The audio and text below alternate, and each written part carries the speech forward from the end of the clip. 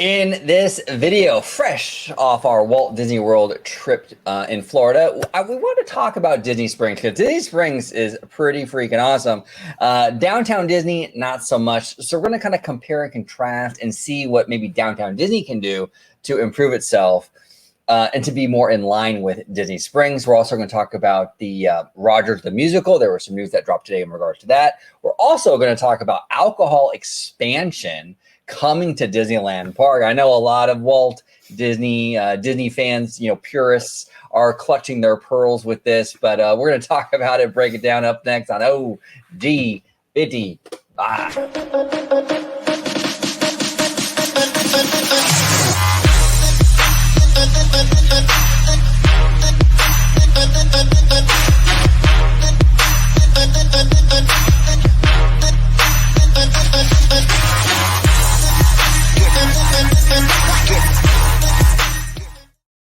Welcome aboard to another episode of OG 55. I brought my brother, my collaborator, Mr. Citrus George, back on the channel, brother. Thank you so much for coming on and talking shop with me. Absolutely. Thanks for having me back on. And it's always good times to talk some Disney with you. And it's got some interesting topics tonight. And I can't wait to dive in with you. Yeah, absolutely. If you let everybody at home know where they can find you on social media. Absolutely. You could find me on Twitter at Disney George. You could also find me on the podcast called A Walk with Walt and A Walk with Walt. And of course, you'll find me here on my home base at Orange Grove 55 with Citrus Corner with all that sweet, juicy, but sometimes sticky Disney news and info. There we go. And I'll clock you in. Here we go. What should we do today? Let's go ahead and God, I sound like a... Oh, wrong one. Sorry. That's a wrong one. Sorry, everybody. Here we go. I got a good one for you. Here we go. There we go. Star Tours. There we go. I got to color code these better because So let's dive right into the topics at hand. Let's start with Downtown Disney because when we went to Florida, George, I was really, really impressed with Disney Springs. Like, this is such an amazing, it's a thing in and of itself, right? Like at Disneyland, it's more like almost like a walkway that you kind of go through. There happens to be some stores along the way, but Disney Springs is much more of like a thing that like locals and even tourists really can go and spend the day there. It's a thing. It's an entertainment complex. So I'm going to share my screen real quick. This is courtesy of Dan Theron. Okay, follow him on Twitter. He does great stuff. He shared this video. This is actually where the old AMC Theater used to be at Downtown Disney. Now, this AMC Theater took a ton of freaking space, and they're building a bunch of like smaller buildings in its place. I believe this building right here, the steel structure that you're looking at, is going to be Din Tai Fung, if I'm not mistaken, if I'm pronouncing that correctly. Yes, I believe so. Yeah, so that'd be Din Tai Fung, which actually I have eaten, not in the restaurant, but we've actually ordered and picked up food there. It's actually really, really good. And there's going to be other stuff along, like in that general proximity. So AMC is going away, and we're getting a bunch of other stuff. Now, this is a good move, I think, because after going to Disney Springs, when we were at Disney Springs, George, it was just so vast. Like you walk forever, and there's all these little pathways. You go, like, you turn this way and there's like a waterway, and you turn this way and you got this, that, and the other, and there's so much to do there. I feel like Downtown Disney is just like that one straight path. There's like a few things along the way, but it's pretty underwhelming. What do you think, like this kind of detour off to the side with a few other restaurants, is this gonna kind of help Downtown Disney become more like Disney Springs, or is it still going to be well below what we have over there in Florida? Well, starting off with Disney Springs, I always like to consider that sort of like an outdoor waterfront, if you will. Right. And as you had mentioned, you could basically take a whole day with Disney Springs and literally go well into the night. And what's so unique about that is the activities that you can have at Disney Springs during the day are completely different than what you can have during in the evening, because that's when all the lights get turned on. They have outdoor concerts there. You can do shopping, dining, like all throughout the day. You have the amphicar that's just adjacent to the Boathouse restaurant. You have the hot air balloon, which used to be called Characters in Flight. I don't think that's what it's called now. They kept on changing like the Aerophile to Characters in Flight. I don't know what it's called now. So we'll just call it the hot air balloon. Yeah. In regards to Downtown Disney now, will it ever measure up to Disney Springs? Probably not, just because Disneyland has to deal with, of course, the amount of space that they have. Yeah. But I do feel like Downtown Disney does need to up its game just a little bit, because as you said, it feels like it's just a walkway with stores around. So it's basically it's not a complex with walking paths. It's a walking path with stores. Yeah, exactly. That's basically. So for them removing the AMC theater, I know that they originally did that because of that new hotel was supposed to come into place. They removed the AMC theater, the Earl of Sandwich, which they then brought it back into a different location, more closer to the promenade between both Disneyland and DCA, which I'm so glad that they did. Earl of Sandwich is phenomenal. But I am glad that they kept the AMC theater out of Downtown Disney. It took up a lot of real estate.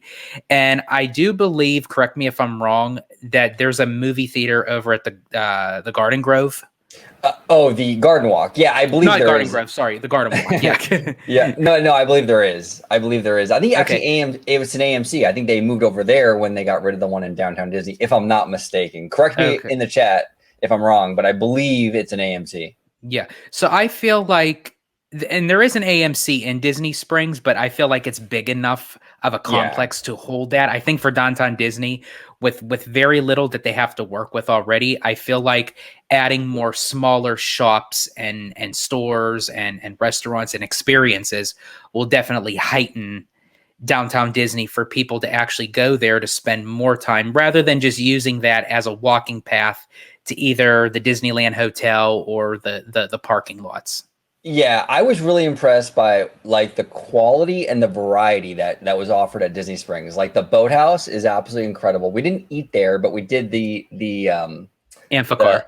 The Amphicars, which were awesome. We had an awesome driver, Joe from New Jersey. If you're ever watching this, man, we love you, Joe. Joe is phenomenal, absolutely phenomenal. Really, really fun time. We went to Gideon's, also amazing, which is kind of almost like a like Ollivander's wand store, but for cookies. That was like, and really honestly, and Gideon's is very popular. I mean, you can get up to 2 to 3 hour wait times for that, and they actually have virtual queues at times for that you have to enter in just to get into the line. But just speaking of Gideon's, I always felt it was kind of a little bit out of place at Disney, just a little bit, because it feels like it's something that you would see at Universal. Yeah, it was giving me like major Harry Potter vibes, but it was fun. It was good, and the cookies were awesome. But yeah, there was a lot of variety, right? Downtown Disney doesn't really have that variety, and I feel like Downtown Disney sort of squanders a lot of its space. Like, I haven't really even kept track with what's there and what's not, because they're constantly swapping things out lately. But there was a soccer apparel store at Downtown Disney at one point. Like, who goes to Disneyland Resort and like, oh wow, I need soccer gear? Like, did anyone think that was going to do well at Disneyland Resort? Like, I think Disney World has done a better job at figuring out the audience, right? With the Guy Fieri Chicken, the Boathouse, Gideon's, Paradiso. Yeah, shout out to Paradiso. Yes. Stuff like that. But like these really fun kind of eateries and what have you. I think Downtown Disney, I think they need to lean in more into that. Get rid of kind of minimize like the retail stuff. We don't need like 3 stores, for sandals. We don't need a soccer apparel store. It's come on. We don't need, that's bullshit. We don't need any of that. Give us some really, really great like restaurants, bars, eateries. I would love to see, look, what we saw with Trader Sam's, very successful Disney themed bar. Why doesn't Disney get into that? Why doesn't Disney pick one of their IPs and bring us a themed bar experience to Downtown Disney, akin to a Trader Sam's? That would be awesome.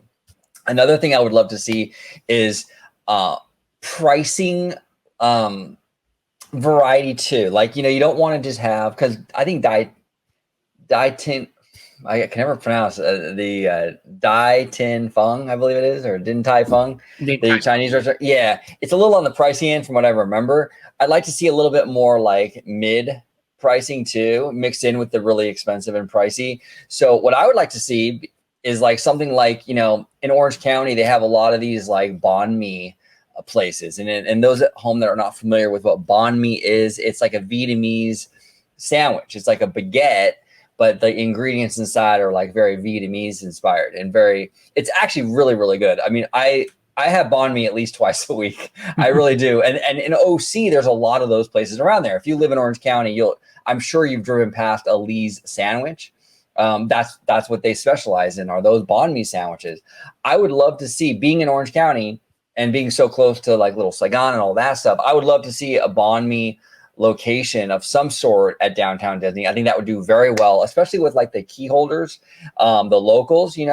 They've really taken to Earl of Sandwich. You can buy a few sandwiches, throw them in your backpack, go to the parks. You can do the same thing with the banh mi. The same idea. It's a baguette. It's a sandwich. You can do the same thing. It would be affordable. Stuff like that. Kind of think outside the box, Disney. Kind of get out of this whole like retail thing. Like, we're gonna have a specialty like soap store, like all that stuff. Let's forget about it. Let's get some good food eateries in there. Maybe even like a nightclub, some night entertainment. And I think we're starting to, cook with some gas here. Yeah, I feel like that what Downtown Disney needs is, as you had mentioned, some variety in different levels of pricing. So like a lot of their restaurants are a bit on the pricey side. I mean, even Downtown Disney pizza, you get the pizza, you get the little pasta bowl with drinks. I mean, you're paying over $50, and it's like, it's right. Pizza. It's good, but it's like $50 for pizza. That's like a little bit astronomical. Yeah. So it's like, that's the one thing Disney Springs has, that you can have an upscale type of restaurant experience like the Boathouse or Paddlefish, but then you kind of have a little bit more of the, I don't want to say cheaper, but like a better quality in your pocketbook sort of places, right, like Chicken Guy or even Paradiso 37. I mean, it's decently priced, but you still get a great experience. Also, I do agree with you. I feel like what both Downtown Disney and Disney Springs is lacking is just a little bit more adult entertainment. Now, when I say adult entertainment, folks, I don't mean that kind of adult entertainment. I mean, so what you're not talking about is Cafe Lou, right? Exactly. Yeah, of course, yeah. Sorry. If Disney puts one of those in there, I'm moving out tomorrow. Yes, absolutely. For those of you that don't know what that is, you can Google it. I'm not going to share it here. Of course, yeah. Go ahead, George. I'm sorry. But no, you're good. Let's just say real quick, when OG puts up the Carl's Jr. outro, just think of that times 100, and then there you go. Yeah. So yeah, exactly. But the adult entertainment that I'm referring to is that at Disney World, when it used to be Downtown Disney, they had Pleasure Island, where they had a lot of adult nightclubs and bars. They had the Comedy Warehouse. They had the Adventures Club. They had Mannequins, which had a revolving dance floor, and several other clubs. And I know it used to get a little bit rowdy, and it used to get, some heat for that. But I think that if Disney kind of hones in on like how much of you allow your guests to experience, you could still have an adult featured type of club or restaurant or bar and still keep it wholesome, where it's not getting too crazy. So I feel like both Disney Springs and Downtown Disney needs to have something just a little bit more added to that. And then also with Disneyland's Downtown Disney, I feel like they're going to go to that place where, not to compete with Disney Springs, but because I feel like that Disneyland was such a local driven park, but now that they're starting to get traction from other people from different states across the country, that especially with the 2028 Olympics coming and with Disneyland moving forward, that they're going to want to bring in more things that doesn't just attract to the locals, but for tourism as well. Yeah, no, absolutely. I was there not too long ago, like about a week ago or so. I don't remember exactly, but and you were there too, recently. Like I Yes. noticed the last visit that I was there, for whatever reason, I don't know what it is. I don't know if Disneyland is giving like maybe like some deals, some incentive packages for like out of state, out of country. I noticed a lot of international guests. I noticed a lot of like Japanese and like even people from like Europe and stuff. Like you hear two people talking and stuff. You could tell, you know. Yeah. I thought it was interesting. It was more than I usually see at Disneyland. Now, when you were there, did you experience that at all? I have actually, which was kind of funny because the last 12 years that I've been experiencing Disneyland, usually I only kind of witness like a lot of the Hispanic culture or Asian culture because it's big there in California. But most recently, I have seen a lot of European, a lot of Middle Eastern, which I'm not usually used to seeing at Disneyland, which was funny because I saw more of that and less of that at Walt Disney World, which that's usually where a lot of the international tourists travel to. So now I don't know if Disney World is a little bit more on the pricier side right now, just because of the inflation and with everything, you know, the prices going up, and people feel like it's a better deal to go to Disneyland because it's a little bit more, not secluded, but it's more to do where you can kind of still go to the beach or what have you and still stay off property at a decent hotel, for which when you go to Walt Disney World, you stay in the Disney bubble, which is great, which is I always do it all the time. But I think right now with a possible recession coming through, I feel like people are kind of, and even waiting for Universal's Epic Universe, you know, people might be wanting to kind of tie their vacation into both Disney and Universal. So it's like, let's go over to Disneyland in the meantime, because right now that from what I've experienced, Disneyland is booming right now. Yeah, the parks have been very robust, busy, you know. It's been interesting. And from that last, you know, Disney quarterly earnings call, it seems like Disneyland has been outperforming Disney World. Now, when we were there at Disney World, the crowds are pretty robust. So it's possible this next earnings call will be better for Walt Disney World. And I think it will be. Yeah. But overall, yeah, Disneyland Resort has been just trucking along. I mean, it's been solid crowds. It really has. But we'll see. We'll see with this whole downtown Disney thing. I mean, I'm really glad they're addressing it. I'm glad they're reimagining, remodeling it, especially after going to Disney Springs and seeing the potential that is there.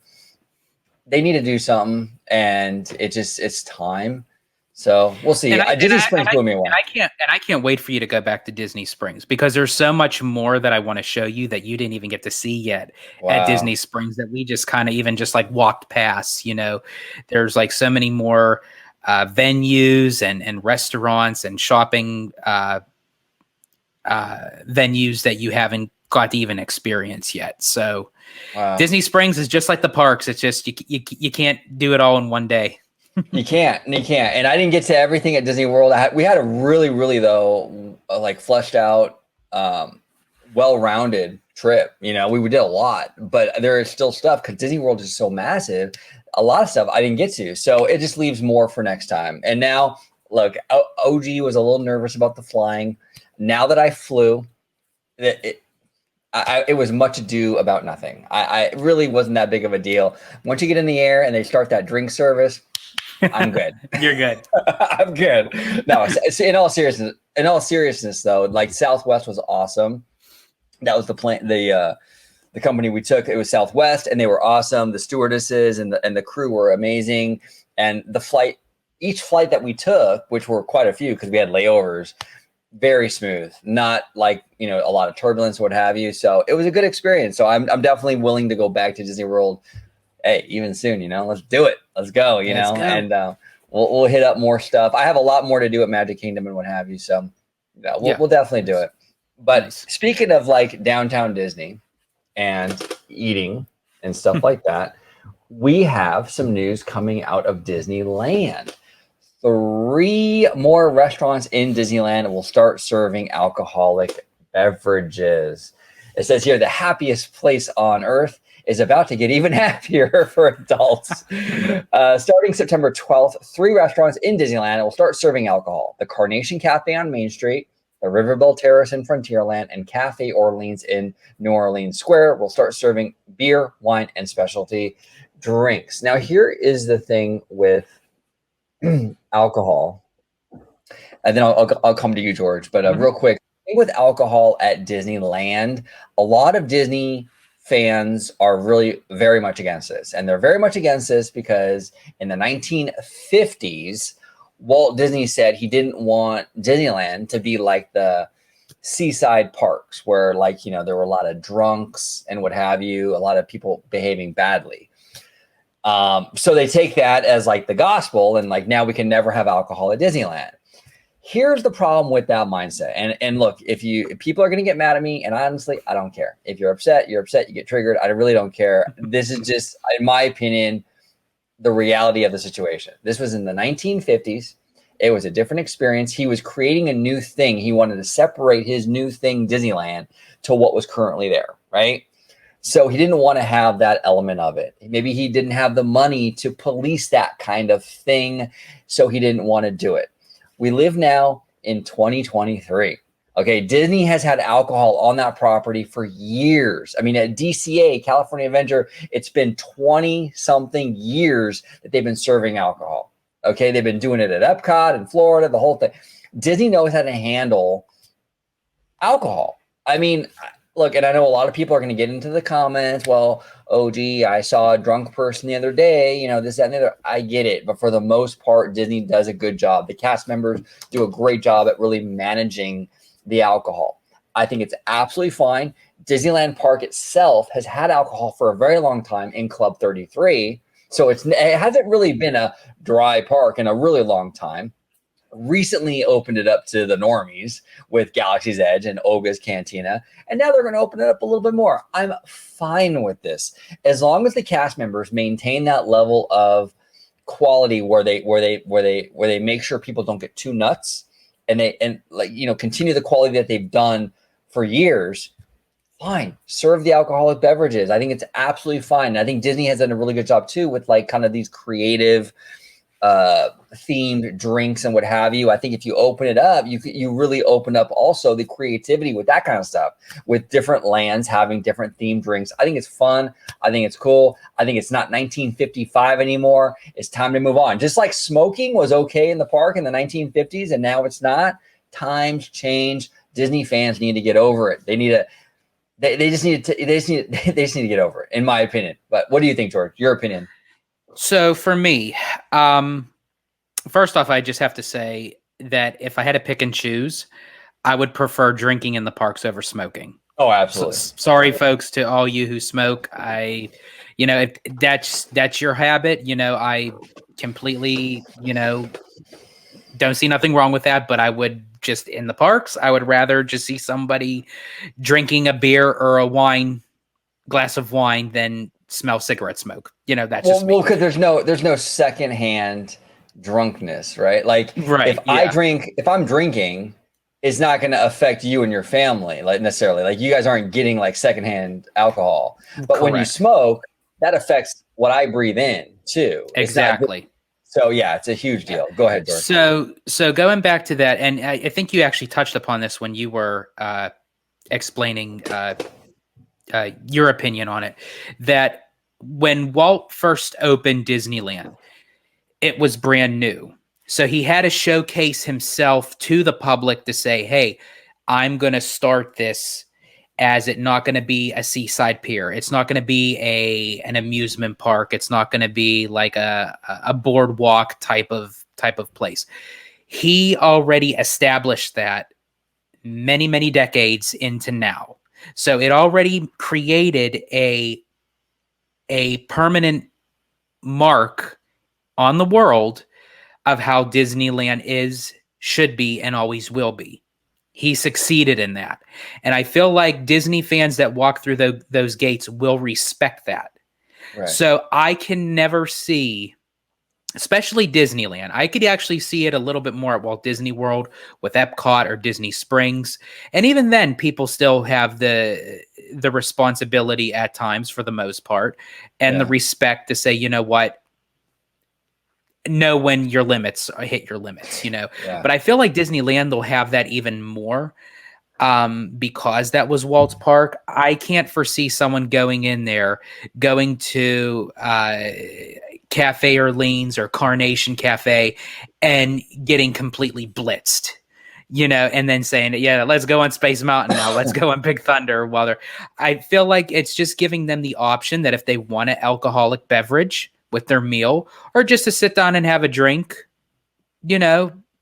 so be it. I feel like, as you mentioned, that Disney and its cast members will know what the proper thing to do is in that situation if they happen to come across a guest that's getting a little bit too rowdy with the alcohol. Yeah, and that's why the cast members are there to regulate that, to cut people off when they see someone getting too belligerent or what have you, and they've done a good job at it so far. I see no issue with it. Yeah, I really don't. And I know it's a kind of it's a controversial topic. I know a lot of fans don't want that in the parks, but you already have it in the parks. And you've had it in the parks for a long time with Club 33 and now more recently with Oga's Cantina. So if you already have it in there, you might as well continue and expand upon it and just maintain the same rules that you've done with the other stuff. So, and I think if you're kind of one of those sticklers that actually go to the parks and you actually try to nitpick and find it, then you'll see it. But I think if you're in there and you're having a great time with your family or friends, or you're just, you're a local and you're doing your thing, you're probably not even going to recognize of who has an alcoholic beverage and who doesn't at these places. Well, and Disneyland Resort is so small anyway. So it's like, if you really think about it, fandom, really think about it. Let's just say we banned alcohol completely from Disneyland. Let's just say no more Club 33, no more Ogas, no, just a completely dry park. Okay. But you can have alcohol at Downtown Disney, at the hotels, and at DCA. If you go to DCA or you go to Downtown Disney and you get blitzed, you get drunk, do you think that drunk feeling is going to just magically disappear when you enter Disneyland's gates? It's a 5-minute walk, you guys. Like, you get hammered at DCA and you walk over to Disneyland, you're still blitzed. Just because you didn't physically drink at Disneyland doesn't mean anything. So that's why I think it's pointless. I really think that when they added the alcohol at DCA, they should have just made it for Disneyland too, because at that point, I don't see the point anymore. I guess for some symbolic reasons maybe, but that's it. Well, that's how it started at Walt Disney World. There was always drinking and alcohol at Epcot. There was never any alcohol at Magic Kingdom, and Be Our Guest kind of pioneered that for the first time in Magic Kingdom, and people were in an uproar because they were so used to Epcot just being the drinking around the world type of park. And it's like, yeah, when you have that mentality, it's like, you do know Magic Kingdom is a monorail away from Epcot. It's like you can drink in that park, but you could still go over to Magic Kingdom and you will be drunk. So it's like, and I will admit, I was a person up front saying, oh my gosh, no, they can't have alcohol in Magic Kingdom. But it's like, when you kind of adapt to that notion of because people are only hearing the word. They're hearing the word alcohol at Disneyland. But it's like, when you really take the full vision of it, it's like, well, yeah, I'll have a glass of wine with my dinner or my entree with an appetizer. Or it's like, yeah, I'll take a beer after I've eaten, my snack or what have you. And it's like, I don't really see the problem with it. As I said, anything could become a problem at any time. It's just how things are handled and executed properly. Yeah, no, 100%. Well said, George. Well said. And I think it'll be fine. They'll add alcohol to these 3 locations, and the world will not end, and it'll be absolutely fine. But it's just changing times. And like I said earlier on, the culture changes, society changes, and alcohol is maybe more socially acceptable now than it was in the 50s. And smoking has gone in the opposite direction. Smoking now is way taboo. I remember as a kid, in the 1980s, when I would go to the doctor's office, I remember standing in the, and this is how old I am, by the way. I remember being in the elevators, and the elevators actually had ashtrays in them. I mean, Oh, wow. and this is, I'm in California, so this is like, wow, that was a while ago. But yeah, in the 80s, we had ashtrays in the elevators and stuff. And that's unheard of now. There's no way you could get away with something like that in California. So times change. And with alcohol, it's changed. And I think we're going to be okay. But again, if the cast members or Disney management loosens their policy and they stop regulating and policing the alcohol, and I do see more drunkards and problems, then I'll have an issue with it. Obviously, I'm going to have an issue with that. You can't have people like hammered off their ass, belligerent, running around. You can't have that. Then I'll be at issue with it. I will complain. I will criticize Disney. Like, what are you doing? Get back to, regulating this stuff, because this is too much. But as of right now, I haven't seen that many issues at the parks. I mean, here and there, you're going to have an issue with anything, but for the most part, I think they've handled it really well. So we'll see. Yeah, absolutely. Yeah. We'll see. So that brings us to our next topic, which is Rogers the Musical. Rogers the Musical. So our friend, Mr. Scott Gooston here says, Rogers the Musical at the Hyperion Theater will end its run on August 31st and won't be extended at this time. Disneyland officials confirmed to the OCU Register. Now, George, you had the opportunity to check this show out. What are your thoughts on the show and it ending in a few weeks, couple weeks? So for me, there's a rule in my house that if you see or do or try something once, always try it a second time, because you can never really get a full gist of something fully because you don't know really what you're getting into, so the second time around, you can have a better mindset of what you're either watching or experiencing or tasting, or what have you. So I ended up seeing this show twice with Mr. Vash Sky, and also our friend of the channel, Ethan, Mr. Theme Park Wizard. And I was actually very surprised at how well I actually enjoyed it. There were several scenes that I felt was a little bit cringy, primarily when it came to the Avengers themselves, and with Nick Fury.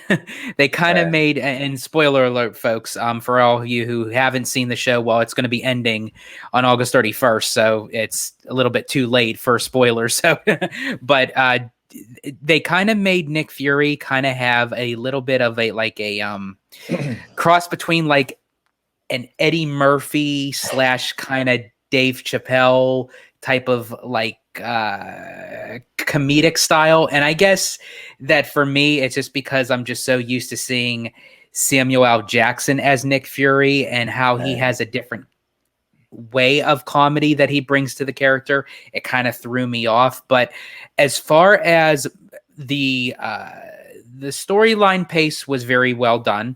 The music was phenomenal. I feel like the music was it really caught me off guard of how eloquently put that music score was for that short amount of time for this limited show.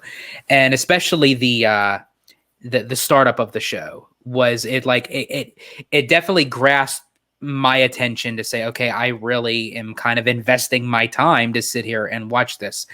Was it the greatest show ever? No, I think they just kind of wanted to see how well it was received, and how I think it was more so, in my personal opinion, not for the show itself. It was, for me anyways, are people still interested in just seeing a show at the Hyperion? Because it wasn't used for so long because of COVID and the shutdown and what have you, and Frozen leaving there because it was so expensive to keep around. But I think that Disney really wanted to see, can they put butts in these seats again? And I feel like Rogers the Musical definitely gave that notion to have people enter the Hyperion again.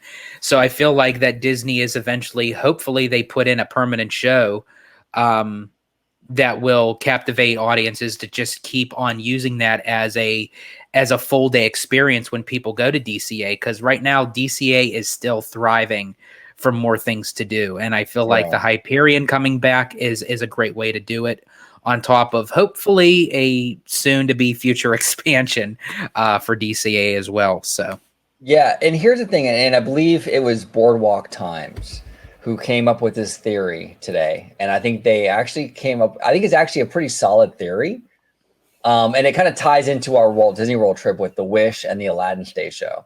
But what they were suggesting was maybe this was a test run for this show for the new treasure ship. So maybe it was never meant for DCA to be like a permanent thing or whatever. It was just basically like, we have this stage show, we're going to put it in the new cruise ship, but why not kill two birds with one stone? Why not play it at the Hyperion, give DCA people some love, right? Something to do. And then we'll run it just for a few weeks or a couple of months, and then we'll put it in its more permanent home on the treasure. Is that a possibility, you think, George, or maybe not? So actually, it kind of does, but kind of to that theory, I'm surprised that they wouldn't put that on the Wish, only because the Wish has the Marvel Experience restaurant. So it kind of ties into the Wish now, but I don't know what other dining experiences they're going to add to the treasure now. Right. So, right. But what's funny about the cruise ships is they tend to rotate their shows, where I don't know if they'll continue to do that, like where they would rotate shows that it would be on one ship and then move it to another. And then they'd take a show off of there and switch it to that ship. So they may even start it on the Wish, or they may start it on the treasure and swap it with something on the Wish. But I think it's kind of interesting, now that you say that the show will be ending on August 31st. Is it ending on the 31st? Is that the last day of the performance? Or yeah, that's the last day. Okay. But what was also funny is on August 30th, one day before, that's where they're unveiling some new information of the Disney treasure. Isn't that interesting? Isn't that August 31st and August 30th? That's kind of interesting. That the timing is very interesting on that. So they might be doing that, because when we were on the Wish recently, the Aladdin show was pretty much where there's some changes, but for the most part, it was the same Aladdin show that we saw at DCA for all those years. Mm-hmm. So we've kind of seen them take the theme park shows and put them on the ships and what have you. Maybe this was a test run. Maybe its real home is supposed to be on one of these cruise ships. Yeah. And I'm fine with that. I'm absolutely fine with that. Now here's the, I'm sorry. Yeah. Now that you mention Aladdin on the Wish, and I get it that they added that show because it's called The Wish, the three wishes with Genie. Right. However, on the treasure, Aladdin Jasmine on the magic carpet is going to be the centerpiece in the lobby atrium of the treasure. So is Aladdin going to move to the treasure and then Rogers the Musical going on the Wish because of the Marvel Experience? That makes the most sense. Absolutely. Because they had that Marvel dining experience, which actually I really enjoyed on the Wish. That was pretty cool. But you have that, right? You have the treasure premiering, I think in 2024, if I'm not mistaken. Yes. You take Aladdin and put that on the treasure. That makes so much sense, dude. I wouldn't be surprised if that's the plan. I would not be surprised. And what a perfect way to kind of test run the show before it lands on the ship, to play it at the Hyperion for a few months. Yeah. It gives the cast and everybody some time to work out all the kinks, to kind of get, to play for a real audience and what have you. Now they have that experience. And now when they go over to the cruise ship, they can hit the ground running, so to speak. And I feel like Rogers the Musical is an appropriate show to put on a cruise ship, because it's long enough to withhold as a show, but it's not where it's like very intricate, where it would, it's not intricate enough where it's like, okay, we can hold this at the Hyperion, right. So if it feels more appropriate for a cruise ship than at a theme park. It does. I would agree with that. It absolutely does. And I think it would do very well on that cruise ship. I'm telling you, when we did that Marvel dining experience on the Wish, I was really surprised at how the normies in the room with us, how they took to that show. I mean, when Spider-Man came out, you would have thought it was fucking Elvis, dude. I mean, they were climbing over the chairs. It was crazy in there when he came in the room. Absolutely crazy.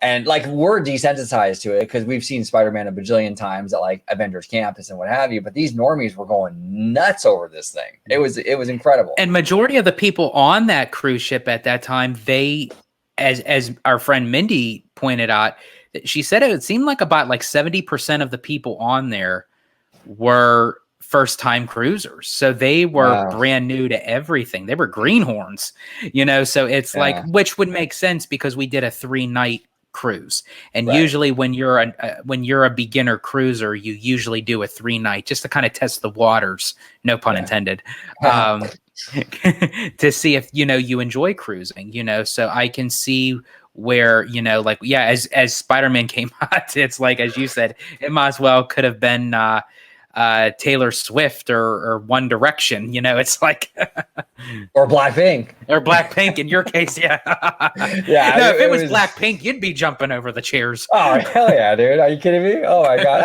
Jenny. No, it would be amazing. I mean, that show was really cool. And actually all 3 dining experiences were awesome. The 1923 was like old school Hollywood, Walt Disney. That was fantastic. And even the Frozen thing was awesome, Mm-hmm. They do a great job over there. But we'll see what happens. I wouldn't be surprised, though. Your theory's pretty solid, man. I think that the Aladdin show's going on the Wish and the Marvel one. Or the Treasure. I mean, I'm sorry. Aladdin on the Treasure and the Marvel on the Wish. I think that makes a lot of sense. Yeah. But we will see, because if they end up adding another kind of Marvel experience on the Treasure, then that might change the game a little bit. So we'll see on August 30th, because they're going to unveil it on the Disney Parks website at 11 a.m. Eastern time. So everyone check that out, because here us on OG 55 will be covering it. We will definitely be covering it, and that'll be on your show, Citrus Corner. We'll cover it. Absolutely. Perfect. All right, brother. It was a fantastic conversation. Just talking about some tidbits that, we're a lot of stuff was kind of released when we were on vacation and what have you. So I want to, come back on and kind of talk about this stuff. But if you could let everybody at home know where they can find you on social media and what have you. Absolutely. You can find me on Twitter. I'm sorry, folks. To me, it's Twitter. Like at Epcot, it's still Future World to me. So Twitter is still Twitter. I do tweet. I don't do an X. I do a tweet. Yeah, exactly. So if you want to find me, you can find me on Twitter at Disney George. You could also find me on the podcast called A Walk with Walt. And of course, you'll find me here on my home base on Orange Grove 55 with Citrus Corner, with all that sweet, juicy, but sometimes sticky Disney news and info. There we go. And we'll, what drop can I do? Let's see. I want to do something a little different. Let's see. We'll do you know what? I mean, since you are, I don't know. We'll do this. Oh no! I must have hit that track switch. We just had to do it because actually this is like one of the first times I didn't have a train coming in my back sun. I know. This is like the first time. I know. Like usually we get one, even maybe 2 every show, So, but thank you, brother, for coming on. I do appreciate it. And thank you all so much for watching. Comment down below with all your thoughts on everything we talked about. Downtown Disney, Disney Springs, the Avengers musical, Rogers the musical, alcohol expanding at Disneyland. Oh my God. That whole thing. Comment down below. We would love to hear from you. And as always, have a wonderful, wonderful day. Orange Grove 55. It's the revolution.